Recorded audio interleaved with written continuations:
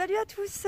Alors aujourd'hui on se retrouve dans cette nouvelle vidéo et bien pour vous montrer un petit peu les avancées au terrain, qu'est-ce que j'ai pu faire ces derniers temps. En même temps on lance les premiers semis et donc je vais vous montrer un petit peu tout ça.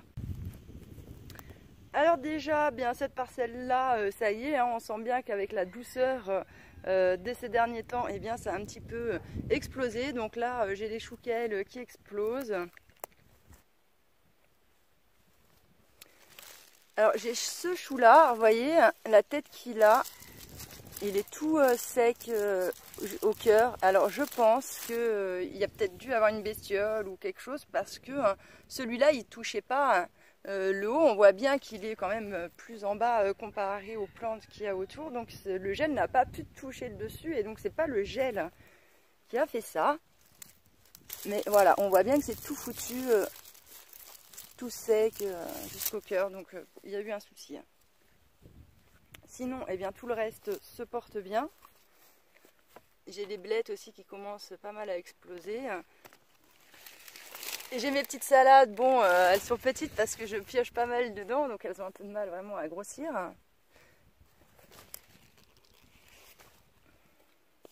Et donc, bon, bah voilà, mes choux sont toujours merveilleux. Et bon, je suis quand même en train de me demander à partir de quel moment il va falloir que je sorte les voiles anti-insectes. Parce que bon, ce serait quand même bien dommage que là, j'ai toutes les chenilles qui débarquent et tout le bordel et qui me défoncent mes choux qui sont quand même en bon état, quoi. Hein. Ensuite, sur cette parcelle-là, eh bien, j'avais donc tout désherbé. J'avais fait des belles lignes et tout ça pour semer de la carotte. Vous allez me dire, mais Vénus, t'étais un petit peu optimiste vu ton climat, ton altitude et tout ça pour commencer à lancer les carottes. Mais je m'étais dit, là, il y avait une fenêtre de tir de 10 jours où la nuit, j'allais friser les gelées, mais où il allait, voilà, ça allait pas être il allait pas trop faire froid. Il faisait beau quand même la journée, donc je m'étais dit, avec un peu de chance, peut-être ma terre, elle aurait le temps de se réchauffer un petit peu et que les semis de sortir. Mais bon, voilà, en 10 jours, c'est clair et net, j'étais vraiment trop optimiste, sachant en plus qu'on sortait juste derrière d'une grosse vague de froid où il a fait -10, etc. Donc, même s'il y a grand soleil, j'avoue que ça met quand même pas mal de temps à se réchauffer. Et puis bien évidemment, c'était sans compter que les chiens sont allés marcher. Hein. D'ailleurs, c'est ce qu'on voit, hein, il y a plein de traces de partout. Et donc, je pense aussi, malheureusement, que les semences ont été vraiment beaucoup trop recouvertes. Bon, après, ce qu'il faut savoir, c'est que c'était des vieux sachets que j'avais. C'était vraiment histoire de faire un test, bien que j'avais quand même peu d'espoir, en effet, que ça sorte. La carotte, c'est vrai que c'est vraiment un semis difficile. Mais bon, on verra bien. De toute façon, là, la phase de froid revient. Donc, voilà, c'est pas prêt de sortir maintenant. Sur cette parcelle-là aussi, bien les boules, j'avais fait un semis de persil tubéreux. Et puis les chiens m'ont fait un trou énorme dans le truc. Bref. Du coup, bah, j'ai tout remis de niveau et donc bon, bah, c'est clair et net que ça risque pas de sortir. Hein. Ça, c'est sûr. Mais bon, tant pis. Et ici, eh bien, c'est une zone où j'ai mes asperges. J'en ai une d'ailleurs aussi pareil là-bas. Et donc pareil, j'ai désherbé. J'ai mis au milieu des petites salades. Bah, c'était les petites salades oreillères qui avaient passé l'hiver là-bas près de la serre. Et à côté, on voit que c'est de l'ail que j'ai récupéré sur cette parcelle. Là où j'ai les choux, on peut voir, il y en a qui sortent là. L'année dernière, j'avais l'ail qui était là et j'avais aussi échalotes ou oignons.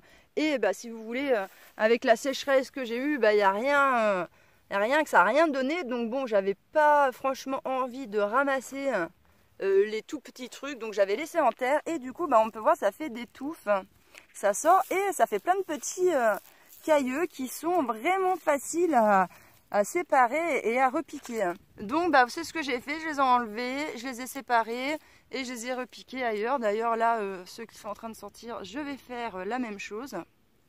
Et donc bon bah comme ça déjà ça m'évite d'avoir des cailleux à acheter, c'est ce qui est pas mal hein, quand même. Alors là dans la serre, eh ben, on peut voir que j'ai ressorti hein, ma mini serre chauffante, hein, ça y est.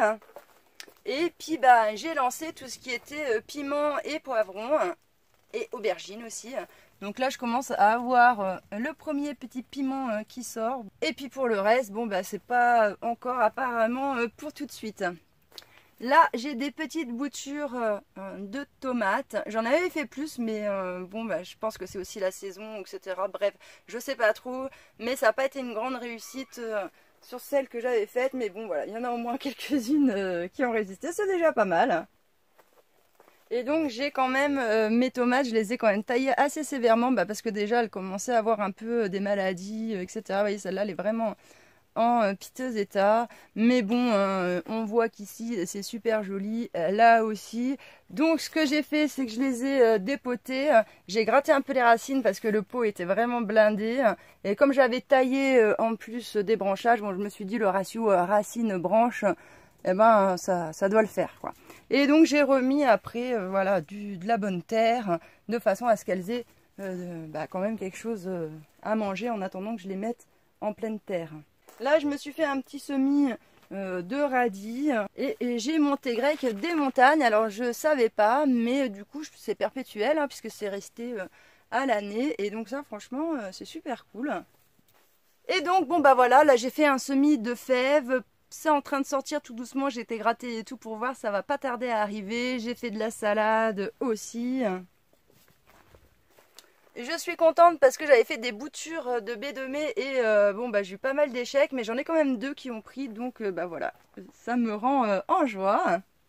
Ici, j'ai voulu faire un test avec des vieilles semences que j'avais pour lancer des petits pois pour voir, puisque j'avais vu que l'année dernière ils avaient bien résisté au froid malgré tout. Donc du coup je m'étais dit je vais essayer de les lancer un peu plus tôt. Et donc on peut voir que ça commence à sortir à quelques endroits, mais j'ai été grattée et il y a pas mal d'échecs. Les graines étaient plus très bonnes. Donc bon, ça va pas être la folie, mais ça me permettra au moins de tester. On peut voir qu'ici j'ai un petit peu de persil, j'ai lancé des oignons, j'ai aussi tout ce qui est chou cabu, là j'ai du cerfeuil aussi, bref, et tout ce qui est chou, betterave, céleri, voilà, ça y est, c'est lancé. D'ailleurs, en parlant chou, eh bien ici j'ai les choux brocolis âgés violets qui commencent à pointer le bout de leur nez, ça je suis trop contente. Et donc je pense que les autres, voilà, ça commence à se former au centre comme ça. Donc je pense que dans pas longtemps, voilà, mes petits choux, ça va commencer à me faire mes choux-fleurs. Sinon ces derniers temps, j'ai été pas mal dans le bois, comme vous savez. Et donc bon là, comme on peut voir, avant c'était vide. Et maintenant j'ai presque tout rempli. Il me reste voilà, que cet espace-là à finir, mais bon là je dois bien avouer que à force d'avoir fait du bois, je commence un petit peu là, ça y est, j'ai eu ma dose. Puisque là aussi c'est pareil, il me reste pas grand chose en rondin à finir, en plus j'en ai encore à fendre et tout là, donc ça va boucher les petits trous qui restent. Mais voilà, ça aussi c'est pareil, toute cette partie là est terminée. Et donc bon maintenant je commence à taper dans ce bois là qui lui est grave vieux maintenant comparé aux autres. Et donc c'est ça, j'ai à peu près maintenant 4 hivers encore d'autonomie pour me chauffer, donc ça va, je commence à être vraiment tranquille. Et le bois que je vais commencer à faire maintenant, et bien en fin de compte ça va me servir pour l'année 5 en fin de compte. Donc ça c'est vraiment assez cool, parce que je me dis vraiment une année où je peux pas faire de bois, où il se passe quoi que ce soit, problème de santé ou que sais-je, et bien voilà, j'ai quand même pas mal d'avance devant moi où j'ai pas besoin de me stresser. Ensuite j'ai commencé à découper les billots qui sont là petit à petit, parce que c'est avec celui-là que je fais mon bois pour ma cuisinière à bois. Parce que déjà, mine de rien, c'était des trucs de charpente. Donc même si on voit que autour, avec la pluie et tout ça, ça les a un peu... voilà quoi, ils sont un peu humides, mais au cœur, ils sont quand même encore secs. Donc voilà, je peux les utiliser tout de suite. Et donc tout ce bois là, en fin de compte, je vais le débiter pour ma cuisinière à bois. Alors du coup je le fends en petites lamelles, parce que malheureusement dans ma cuisinière à bois j'ai un petit foyer. Donc il faut qu'en longueur ça fasse 30 maximum. Et après les trucs il faut qu'ils fassent maximum 10 par 10 quoi. Après sinon ça rentre pas. Donc je les coupe en petites lamelles à la hache avec la masse. Et ça va nickel. Et après je viens gratter, parce qu'il y a des petits morceaux qui ont été bouffés. Et bon, bah ça, c'est pas très bon de le ranger dans le stockage de bois. Je pense que ça peut se diffuser après aux autres, quoi. Donc, bah voilà, je gratte tout ça pour rendre le bois nickel. Et puis, je viens y stocker, bah là. Hein. Donc, bon, comme vous pouvez voir, ça a avancé un peu, mais pas tant que ça. Je vous l'accorde, bah, pour la simple et bonne raison, c'est que ce bois-là, je n'en fais pas tous les jours. Et que tous les jours je m'en sers.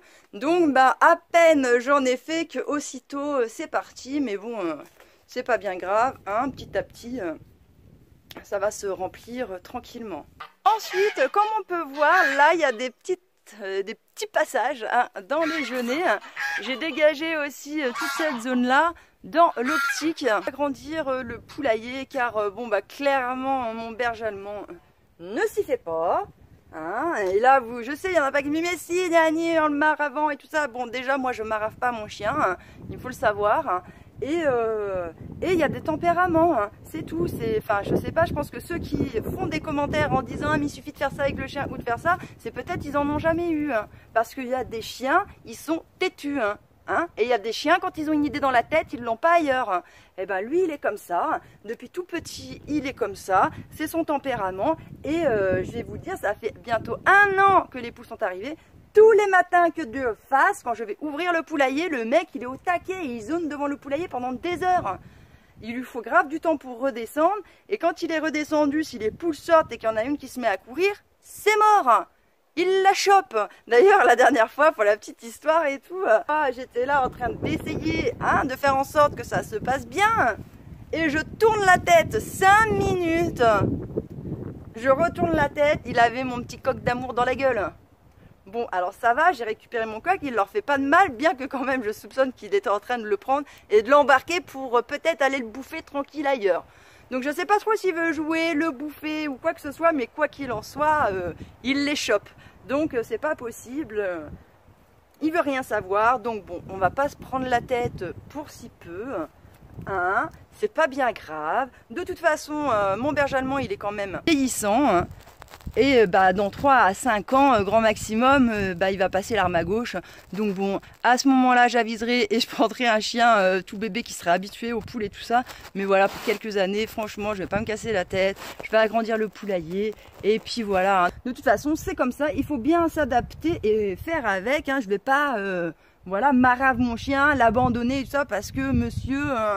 a envie de se faire les poules, c'est pas grave, on fait avec, il faut accepter il faut accepter les êtres vivants tels qu'ils sont, et c'est pareil pour les êtres humains, on a tous nos tempéraments, nos caractères, et on doit accepter les gens tels qu'ils sont, avec leurs défauts et leurs qualités, voilà, c'est comme ça, hein, c'est la vie. Et donc quand je me suis motivée à débiter tous ces genêts, etc., je m'étais dit, allez, je sors la tronçonneuse, et c'est parti, sauf qu'en fait, il y avait un truc... j'avais pas prévu avec la tronçonneuse, et c'est quand même bien que ça me soit arrivé à ce moment-là, mais j'avais jamais eu de souci de filtre. Hein. Et là, du coup, j'allumais ma tronçonneuse, et la tronçonneuse, elle s'allumait et elle calait. Et là, je me suis dit, mais c'est quoi cette histoire, quoi? Du coup, j'ai été regarder sur Internet, et sur Internet, il disait qu'il fallait changer le filtre à air. Et il est vrai que depuis que je l'avais, j'avais jamais changé le filtre à air. Donc j'avais plein de pièces de rechange pour plein de choses sur la tronçonneuse, mais en fin de compte, j'avais pas du tout de filtre à air. Bon, alors là, j'en ai commandé plusieurs, donc maintenant, ce qui fera que la prochaine fois que ça m'arrivera, j'ai des filtres à air d'avance pour pouvoir régler le problème. Mais là, je l'avais pas, et comme j'étais motivée ce matin-là pour le faire, eh bien, je me suis tout fait avec une mini scie comme ça. Franchement, ça a été nickel, super bien. J'ai gardé les branches des genêts qui étaient les un peu plus droites et tout ça, parce que c'est quand même la galère, ces trucs-là, à débiter le bois et tout ça. Et franchement, voilà, j'avais pas envie de me faire chier non plus. Alors j'ai gardé les morceaux les plus simples, et le reste, j'ai tout brûlé. Et donc comme ça va me faire quand même un beau parcours pour mes poules, d'autant plus que j'ai une belle surprise. J'ai une de mes poules qui couve depuis plusieurs semaines. Et donc je pense que prochainement, il y a moyen que j'ai des petits. Alors je sais pas trop ce que ça va donner. Moi j'ai pas de couveuse ni rien, donc je sais qu'il y a beaucoup de pertes quand c'est comme ça. Mais bon voilà, moi je vais laisser faire la nature et on verra bien ce que ça donne. Et donc du coup, on va suivre un petit peu tout ça ensemble. Et du coup, fatalement, j'ai commencé à préparer le truc, hein, puisque je suis clairement pas prête. pour tout ça, j'avais pas... voilà, comme elles couvaient pas, l'année dernière, elles n'ont pas couvé. Je m'attendais pas à ce que cette année, il y en ait une qui se mette à couver. Et donc, bon, bah, je me suis lancée à leur construire un petit abri de façon à ce que quand les petits poussins vont éclore, et ben hop, je les mettrai là-bas. Je mettrai une séparation dans le poulailler et puis comme ça, bah voilà, ma petite poule, elle sera tranquille avec ses bébés. Et donc voilà, histoire de faire en sorte de mettre un maximum de chance de mon côté. Et voilà, j'ai trop hâte de vous partager cette petite aventure que je vais vivre. Alors bon, je sais qu'il y en a pas mal d'entre vous qui ont déjà vécu ça, mais bon, pour moi, ça va être une grande première. Et donc bon, bah vu que je suis un peu poissarde, etc., je pense que ça va être synonyme quand même de galère, que je risque quand même d'avoir pas mal de morts, etc. Mais bon, on verra.